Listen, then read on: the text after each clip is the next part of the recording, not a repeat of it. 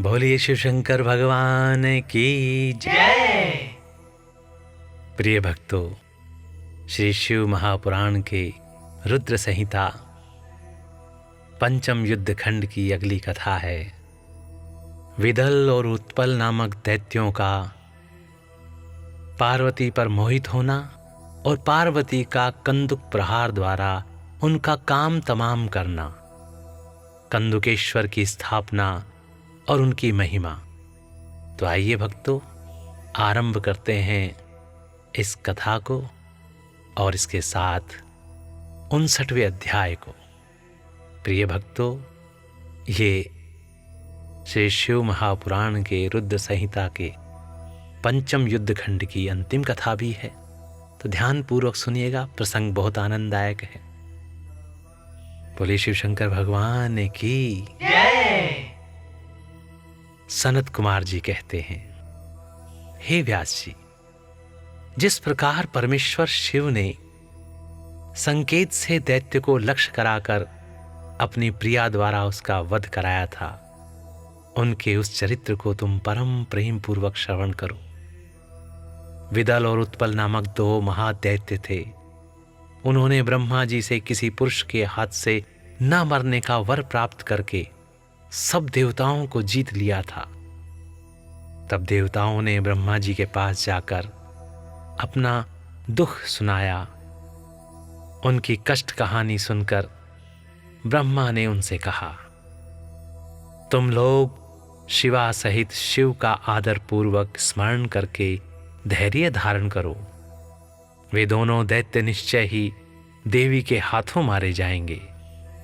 शिवा सहित शिव परमेश्वर कल्याणकर्ता और भक्तवत्सल हैं। वे शीघ्र ही तुम लोगों का कल्याण करेंगे।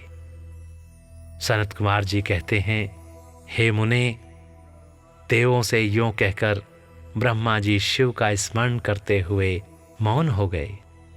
तब देवगण भी आनंदित होकर अपने अपने धाम को लौट गए। एक समय नारद जी के द्वारा पार्वती के सौंदर्य की प्रशंसा सुनकर वे दोनों दैत्य उनका अपहरण करने की बात सोचने लगे और पार्वती जी जहां गेंद उछाल रही थी वहीं वे जाकर आकाश में विचरने लगे। वे दोनों घोर दुराचारी थे। उनका मन अत्यंत चंचल हो रहा था। वे गणों का रूप धारण करके अंबिका के निकट आए। तब दुष्टों का संहार करने वाले शिव ने अवहेलना पूर्वक उनकी ओर देखकर उनके नेत्रों से प्रकट हुए चंचलता के कारण तुरंत उन्हें पहचान लिया। फिर तो सर्वस्वरूपी महादेव ने दुर्गति नाशनी दुर्गा को कटाक्ष द्वारा सूचित कर दिया कि ये दोनों दैत्य हैं, गण नहीं हैं। हे तात, तब पार्वती अपने स्वामी महाकौतुकी परमेश्वर शंकर के उस नेत्र संकेत को समझ गई। तदंतर सर्वज्ञ शिव की अर्धांगिनी पार्वती ने उस संकेत को समझकर उसी गेंद से एक साथ ही उन दोनों पर चोट की। तब महादेवी की गेंद से आहत होकर वे दोनों महाबली दुष्ट दैत्य चक्कर काटते हुए उसी प्रकार भूतल पर गिर पड़े जैसे वायु के झोंके से चंचल होकर दो पके हुए ताड़ के फल अपनी डंठल से टूटकर गिर जाते हैं, अथवा जैसे वज्र के आघात से महागिरी के दो शिखर ढह जाते हैं। इस प्रकार अकार्य करने के लिए उद्धत उन दोनों महादैत्यों को धराशाही करके वह गेंद लिंग रूप में परिणत हो गया। समस्त दुष्टों का निवारण करने वाला वह लिंग कंदुकेश्वर के नाम से विख्यात हुआ और ज्येष्ठेश्वर के समीप स्थित हो गया। काशी में स्थित कंदुकेश्वर लिंग दुष्टों का विनाशक, भोग मोक्ष का प्रदाता और सर्वदा सत्पुरुषों की समस्त कामनाओं को पूर्ण करने वाला है। जो मनुष्य इस अनुपम आख्यान को हर्षपूर्वक सुनता, सुनाता अथवा पढ़ता है, उसे भय का दुख कहाँ। वह इस लोक में नाना प्रकार के संपूर्ण उत्तमोत्तम सुखों को भोग कर अंत में देव दुर्लभ दिव्य गति को प्राप्त कर लेता है। ब्रह्मा जी कहते हैं, हे मुनि सत्तम, मैंने तुमसे रुद्र संहिता के अंतर्गत इस युद्ध खंड का वर्णन कर दिया। यह खंड संपूर्ण मनोरथों का फल प्रदान करने वाला है। इस प्रकार मैंने पूरी की पूरी रुद्र संहिता का वर्णन कर दिया।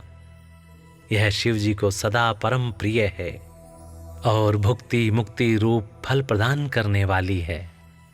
सूत जी कहते हैं, इस प्रकार शिवानुगामी ब्रह्मपुत्र नारद शंकर के उत्तम यश को तथा शिव शतनाम को सुनकर कृतार्थ हो गए। यों मैंने संपूर्ण चरित्रों में प्रधान तथा कल्याणकारक यह ब्रह्मा और नारद का संवाद पूर्ण रूप से कह दिया। अब तुम्हारी ओर क्या सुनने की इच्छा है, बताओ। बोलिए शिव शंकर भगवान की जय। प्रिय भक्तों, इस प्रकार यहाँ पर श्री शिव महापुराण के रुद्र संहिता पंचम युद्ध खंड की ये कथा और 59वां अध्याय यहीं पर समाप्त होता है। भक्तों, स्नेह के साथ बोलिए, बोलिए शिव शंकर भगवान की जय। भक्तों, इसी के साथ यहाँ पर श्री शिव महापुराण की रुद्र संहिता का पंचम युद्ध खंड भी यहाँ समाप्त होता है और श्री शिव महापुराण की रुद्र संहिता भी यहाँ समाप्त होती है। तो स्नेह के साथ बोलो भक्तों, बोलिए शिव शंकर भगवान की जय। और आनंद के साथ बोलिए माता पार्वती की जय, भगवान श्री गणेश की जय। ओम नमः शिवाय, ओम नमः शिवाय, ओम नमः शिवाय।